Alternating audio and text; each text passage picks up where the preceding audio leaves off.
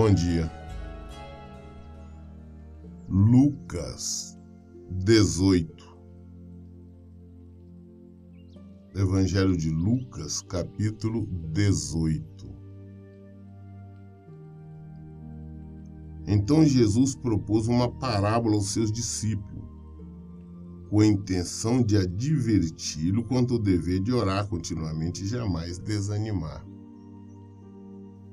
Parábola, nós sabemos, tenho sempre explicado isso, é uma história, é um relato, é uma maneira de ilustrar o ensinamento, de trazer uma verdade. Então, eu dar um exemplo. Parábola não é um fato real. Nós temos que entender quando Jesus estava contando uma parábola, já a própria Bíblia deixa bem claro que era uma parábola, inclusive que isso é costume lá do povo daquela região, naquela época. Então ele não está afirmando que aquilo aconteceu. Parábola volta a insistir, não é um fato acontecido, não é um fato real, não. É uma forma de trazer o entendimento para que as pessoas possam compreender aquela verdade, aquele ensinamento. É uma maneira que Jesus tinha para facilitar o entendimento, a compreensão das pessoas. Tem a parábola do semeador. Não houve realmente uma pessoa que estava semeou ali na areia, na pedra, não houve. Foi um ensinamento para mostrar como a palavra de Deus chega até nós, e quem recebe, quem não recebe e tudo mais. Então fique bem claro, não confunda a parábola na Bíblia, porque Jesus contou como um fato acontecido. Então aqui agora ele está contando uma parábola, se referindo à questão da oração, tá? Então ele contou, versículo 2, e lhes contou, em certa cidade havia um juiz que não temia a Deus, tampouco era sensível às necessidades das pessoas. E havia naquela mesma cidade uma viúva, que frequentemente se dirigia a ele rogando-lhe: faz-me justiça na causa que pleiteio contra meu adversário. Então, digamos assim, da seguinte forma, existia um juiz, isso é um imaginário, não existiu esse juiz de verdade. É um exemplo que Jesus está dando. Existia, em certa cidade tinha um juiz que agia assim. Esse juiz ele era um juiz que não tinha medo de Deus, não tinha medo dos homens, ele não se preocupava com o bem das pessoas, ele não tinha sensibilidade com as pessoas, né? Era um homem desta maneira. Mas que também nesta mesma cidade que viveria este juiz, tinha também uma senhora viúva que constantemente ele estava indo até ele, indo, sei lá, no escritório, no gabinete dele, falei: escuta, julga a minha causa. Ela tinha um pleito, uma causa ali na justiça, não sabia de que natureza seria, mas ela tinha uma causa. Então ela ia constantemente e dizia: escuta, julga a minha causa a meu favor. E ela ia constantemente, digamos, diariamente, ela estava importunando esse juiz que tem algumas traduções chamam juiz iníquo, outras juiz injusto. Ela não dava descanso constantemente, não, julga minha casa. Ela trazia então esta incomodação a ele, tá? Versículo 4, ele por algum tempo não a quis atender. Todavia, mais tarde, considerou consigo mesmo: é bem verdade que eu não temo a Deus, nem respeito a pessoa alguma.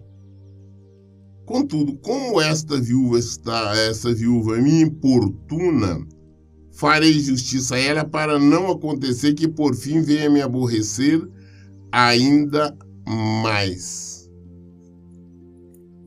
Ele estava incomodando tanto esse juiz desta parábola, esta viúva estava incomodando tanto, que ele chegou à conclusão e falou, olha bem, não é que eu tenho... Ou seja, ele sabia que ela estava certa e tudo, mas ele falou, mas eu não vou, eu sei que eu não tenho temor de Deus, não tenho medo de Deus, nem de ninguém, mas eu vou fazer justiça para ela, eu vou resolver essa questão para ela, só para parar de me incomodar, só para não ficar livre dela, só para ela parar de ficar todo dia, toda hora, vindo me incomodar aqui. Esse foi o pensamento dele. Não foi porque ele está atendendo ela por amor.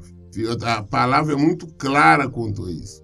Não foi por amor, não foi por desejar o bem dela, não foi por querer que ela favorecesse ela, mas ao contrário, a preocupação dele egoística é dizer o seguinte, eu quero ficar livre dela, eu vou fazer para ela não ficar me incomodando ainda mais. Ainda mais, para não ficar me incomodando tanto assim, eu vou fazer como assim eu fico livre. Né? E Jesus concluiu no versículo 6. Então concluiu o Senhor, atentai à resposta do juiz da injustiça.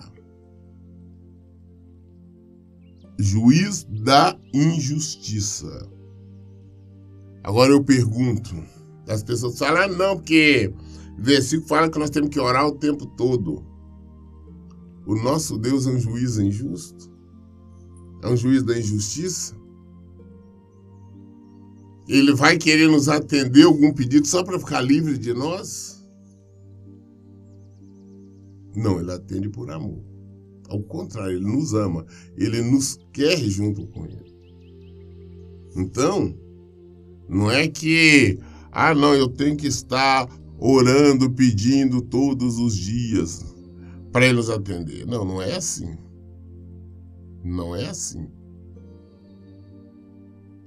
O Senhor nos atende por nos amar, por amar Ele, por amar o seu Filho Jesus e principalmente por amar a palavra. Ele tem compromisso com a palavra, não é porque eu vou ficar aqui orando dia, de noite, Ele vai ficar, eu vou atender Ele para ficar livre dele. Isso aqui é um juízo injusto, é exemplo que Jesus está dando. E mais, nós temos outros exemplos, Jesus fala mais sobre isso também. Em próprio Lucas mesmo, aqui 7 capítulos atrás, em Lucas 11, Jesus conta que, inclusive, falando sobre oração, Jesus diz assim, no capítulo 11, certa ocasião, Jesus estava orando em um determinado lugar, quando concluiu, um dos seus discípulos lhe solicitou, Senhor, ensina-nos a orar, assim como João ensinou os discípulos dele. Então ele passou a ensiná-los ensinando. Quando orar, dizeis, Pai santificado, seja o teu nome, venha o teu reino. O pão nosso cada dia, continua nos dando hoje e sempre. Perdoa-nos os nossos pecados, pois assim também devemos perdoar todos que erram contra nós. E não nos deixe sucumbir à tentação, mas livra-nos do maligno. Quando ele está falando aqui, ele não está dando, não, você tem que orar assim. Aqui é o ensinamento como deve ser a nossa oração. Ou seja, nós temos que chegar dizendo, reconhecendo que quem é Deus, que Ele é o nosso Pai santificado, clamar pela vinda do reino dele, e por aí afora. Então não é nós repetirmos isso, como algumas religiões não repetiram essa oração. Eu vejo muitas pessoas se dizem crentes porque repetindo, Pai nosso está no céu santificado. Não, não é.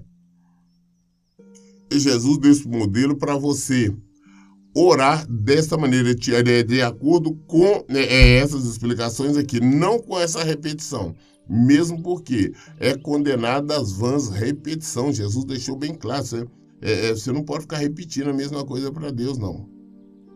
No versículo 4, ainda aqui do versículo 5, ainda de Lucas 11, ele diz assim, e acrescentou-lhe Jesus, imaginai que um de vós tem um amigo e que precisa recorrer a ele à meia-noite e lhe peça, amigo, empresta-me 3 pães, porque um amigo meu acaba de chegar de viagem e não tenho nada para lhe oferecer.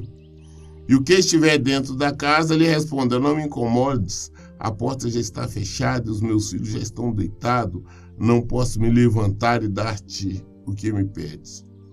Eu vos afirmo que, embora ele não se levante para lhe dar o pão, por ser seu amigo, por causa da insistência, se levantará e lhe dará tudo o que precisar.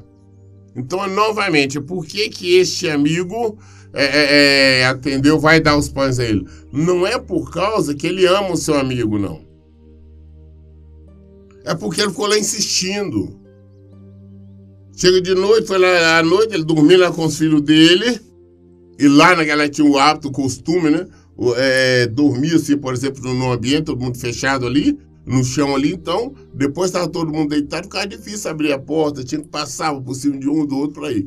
Então, o amigo chega e bate na porta, falou, me arruma 3 pães, ele falou, não, então todo mundo deitado aqui, não pode atender. Mas o amigo ficou insistindo, por causa da insistência, para ficar livre, para eles continuarem dormindo. Ele vai dar, toma os pães, o que mais você quer? Leva, somos, sai daqui. Então não é amor. Nós temos que entender que o nosso Deus é amor. O nosso Deus não é um amigo que se aborrece com nós, não.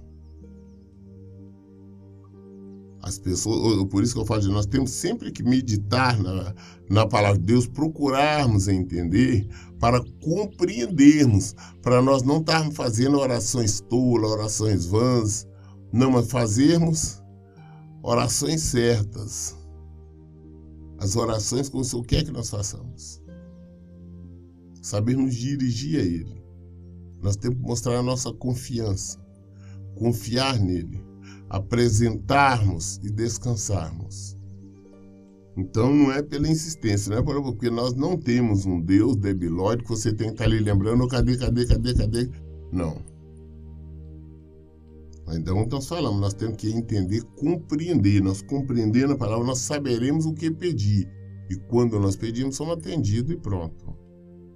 Essa insistência, não, tem que estar orando de dia, as pessoas oram de dia, de noite, de madrugada, faz jejum, sobe no monte, desce do monte pedindo a mesma coisa. Não tem nada a ver com o Senhor. E esses que ensinam essas coisas estão completamente errados. Jesus disse, então, com o Senhor, atentai à resposta do juízo da injustiça, no versículo 6 do capítulo 18 que nós estamos lendo.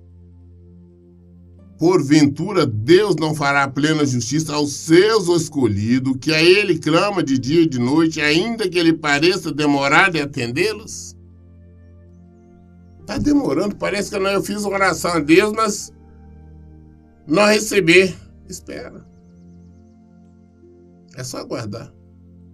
Você não apresentou a Deus, está de acordo com a palavra de Deus o seu pedido? Aguarde. Aguarde, Senhor. Ele vai atender por amor. Ele não vai atender porque você está insistindo, porque você está ali incomodando, não. Ele não vai atender para se livrar de você, não. Ele vai atender por amor. Ele sabe, e é por amor você, por amor o nome dele, a palavra dele. É por isso que ele vai atender. Então, o que ele fala aqui, que ainda que ele pareça demorar a atender, para nós pode parecer, mas para ele então, não. Então vamos perseverar, vamos aguardar. Versículo 8, eu vos asseguro, ele vos fará sua justiça e depressa. No entanto, quando o Filho do Homem vier, encontrará fé em alguma parte da terra? Será que vai encontrar fé? Esse versículo aqui agora não está falando de parábola, não. Jesus está falando, é uma afirmação.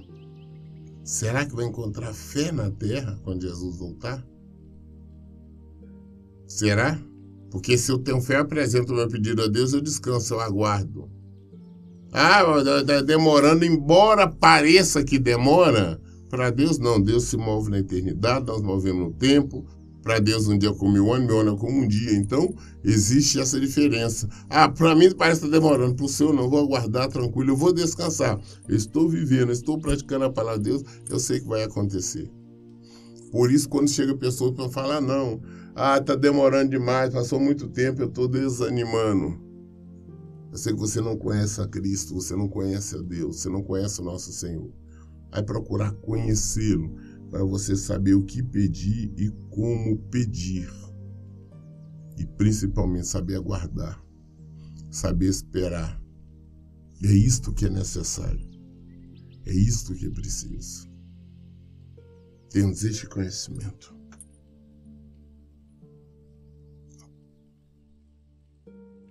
Capítulo 18, versículo 9. Para algumas pessoas que confiavam em sua própria justiça e menosprezavam os outros, Jesus contou ainda esta parábola. Agora Jesus contou uma outra parábola, ou seja, novamente trazendo o ensino através de uma maneira ilustrada para que as pessoas tivessem uma compreensão melhor.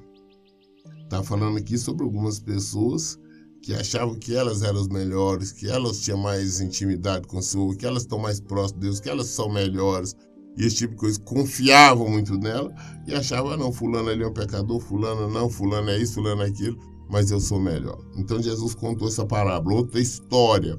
Volto a insistir, não é que aconteceu isso de fato, não é que existiu esses homens, não. Já com a parábola, Jesus fala, 2 homens subiram ao templo para orar. Um era fariseu e o outro publicano.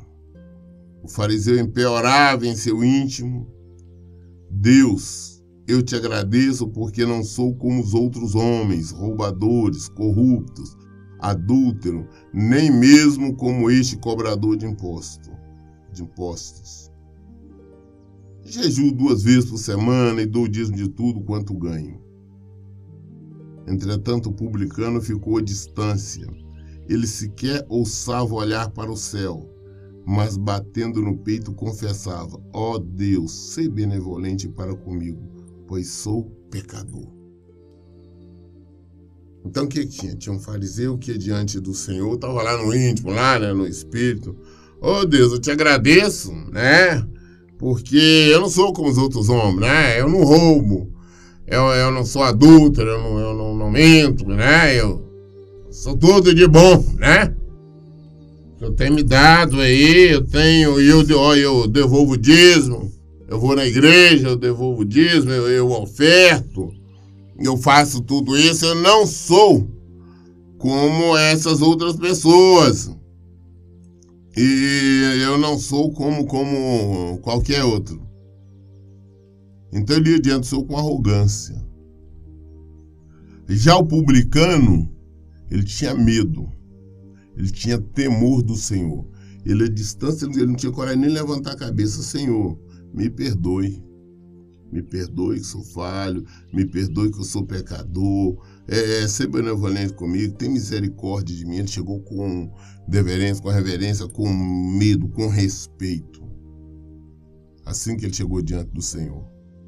Enquanto o outro, não. E outra coisa, vamos fazer questão.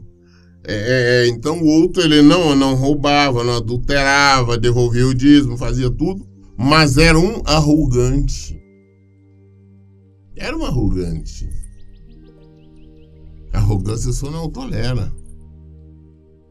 Versículo 14. Eu vos asseguro que este homem, e não outro, foi para sua casa justificado diante de Deus, porquanto todo aquele que vangloriar será desprezado, mas o que se humilhar será exaltado. Todo aquele que acha que é alguma coisa vai ser humilhado. Agora, todo aquele que reconhece quem é Deus, vai diante do Senhor, clama perdão, busca Ele, será exaltado. Então nós temos que ir diante do Senhor, saber que nós não somos nada, estar sempre, como eu sempre faço, gente. Eu sempre oriento, devemos iniciar todas as nossas orações pedindo perdão a Deus, porque todos nós somos falhos, todos nós somos pecadores, só Ele é santo, só Ele. Versículo 15. O povo trazia-lhe também as crianças para que as abençoasse. Mas assim que os discípulos notaram isso, repreenderam aqueles que os haviam trazido. Jesus, porém, chamando as crianças para junto de si, ordenou, deixai vir a mim os pequeninos, e não os impeçais, pois o reino de Deus pertence aos que são semelhantes a eles. Eu vos asseguro com toda certeza que quem não receber o reino de Deus como uma criança, de maneira alguma entrará nele. Também é outra controvérsia onde as pessoas entendem que Jesus está falando, não, que as criancinhas todas são salvas, assim, assado. Não, não é isso. O que Jesus está dizendo aqui nessa parábola, de uma maneira bem clara, é que as pessoas devem se tornar como criança, né? Algumas pessoas queriam que Jesus orasse sobre as criancinhas. Aí os discípulos, não vem atrapalhar o mestre, não. Mas Jesus falou, não, dá aqui, traz as criancinhas. E usou isso para dar exemplo. Olha, quem ordenou, deixai vir a mim os pequeninos e não se pensai, pois o reino de Deus pertence aos que são semelhantes a elas. Para nós alcançarmos o reino, eu tenho explicado isso, nós temos que nos tornar como crianças, inocentes como crianças. Eu vos asseguro com toda certeza que quem não recebeu o reino de Deus como criança, de maneira nenhuma entrará nele. Se nós não nos tornarmos como criança, confiar plenamente no Pai, entregarmos totalmente a Ele, de maneira nenhuma nós conseguiremos nos salvar. Nós conseguiremos unir-se ao Senhor. Então não existe a história, não, todas as crianças são salvas. Não é assim. Nós que temos que nos tornar como crianças inocentes, confiar plenamente no Senhor para alcançarmos a salvação. Versículo 18. Certo líder judeu indagou-lhe: bom mestre, que farei para herdar a vida eterna? Questionou-lhe Jesus: por que me chamas bons? Ninguém é bom senão um, que é Deus. Então, um líder, não um homem de posição elevada, vai diante de Jesus e já chega falando: ô, bom mestre, o que eu faço para mim ter vida eterna? Jesus falou: peraí, por que você está me chamando de bom? Porque só tem um que é bom, que é Deus. Jesus estava mostrando ele porque ele reconhecia, ele sabia que Jesus, ele veio até Jesus, sabendo que Jesus era o Filho de Deus, ele sabia que era Jesus. Ele reconhecia, Jesus fez questão de registrar isso. Falei: mas por que você está me chamando de bom? Só tem um que é bom, que é Deus. Você chegou me chamando de bom mestre. Então você sabe quem eu sou. Então é isso que Jesus fez questão de mostrar aqui. Versículo 19, 20. Jesus não continuou falando: vem cá, tu sabes os mandamentos?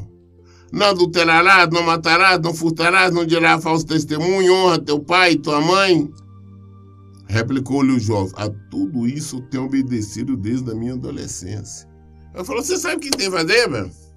Você sabe os mandamentos, né? Você tem que honrar o seu pai, você tem que ser honesto, você não pode ser um picareta, você não pode ser mentiroso, você sabe tudo isso? Eu falei: eu sei, desde a minha adolescência que eu observo isso. Desde a minha adolescência que eu tenho procurado viver esta palavra, praticar isso, praticar esses ensinamentos desde a adolescência. Versículo 22. Ao ver isto, exortou-lhe Jesus: contudo, há algo ainda te falta. Vende tudo o que tens, reparte o dinheiro entre os pobres e ganhará um tesouro nos céus. Depois vem e segue-me. Eu faço tudo isso. Eu honro meu pai, honro minha mãe. Eu sou honesto, não adultero, não faço nada. Eu sou ótimo. Parabéns. Mas só tem uma coisa que está faltando em você. Vai, vende tudo que você tem. Pega o dinheiro, divide aí com os pobres. Aí você vem e me segue. Porque Jesus notou, percebeu que o que impedia a salvação dele era o dinheiro. Como tem muitas pessoas que o que impede a salvação é o dinheiro. Jesus deixou bem claro que nós não podemos adorar dois deuses. O dinheiro é um Deus, né? A Bíblia chama o dinheiro de Deus Mamon. Se você está amando Mamon e a Deus, você não está amando a Deus. Então o coração desse rapaz, Jesus viu que ele estava no dinheiro. Então o dinheiro impedia a salvação. Jesus não tá outra coisa. Jesus não falou, escuta, vai, vende tudo que você tem, traz o dinheiro, coloca na oferta aqui. Não, vende e dá para os pobres, é para lá. Aí você vem e me segue. Você vendendo tudo, dando os pobres, você vai ganhar um tesouro no céu. Não é aqui na terra, não, é no céu. Aí você vem e me segue. Versículo 23. Ao ouvir essas orientações, o jovem entristeceu-se muito, pois era riquíssimo. Jesus, observando o semblante abatido daquele homem, exclamou: quão dificilmente entrarão no reino de Deus os que possuem muitas riquezas.